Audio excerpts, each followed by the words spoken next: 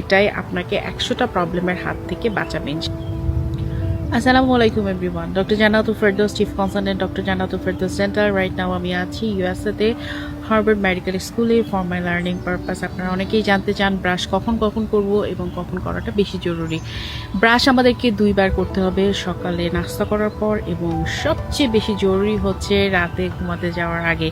কেন রাতে ঘুমাতে যাওয়ার আগে ব্রাশ করাটা বেশি জরুরি সেটা হচ্ছে যে আমরা যখন রাতে ঘুমাই তখন কিন্তু আমাদের মুখের মুভমেন্টটা ওরকমভাবে হয় না, আমাদের মুখে ওরকমভাবে স্যালাইভারি সিক্রেশন হয় না, মানে লালা উৎপন্ন হওয়ার পরিমাণটা কমে যায়, কারণ আমরা তখন কিছু খাই না, আমাদের স্যালিভারি সিক্রেশনটা এত বেশি হয় না। যেহেতু লালা কম থাকে, সো মুখের ভিতরে যে অ্যাসিড এবং মুখের ভিতরে যে ব্যাকটেরিয়া এটা ওয়াশ আউট করেই কিন্তু মুখের লালা। সো মুখের লালার অনেক গুরুত্ব আছে এবং মুখের লালা অনেক গুরুত্বপূর্ণ।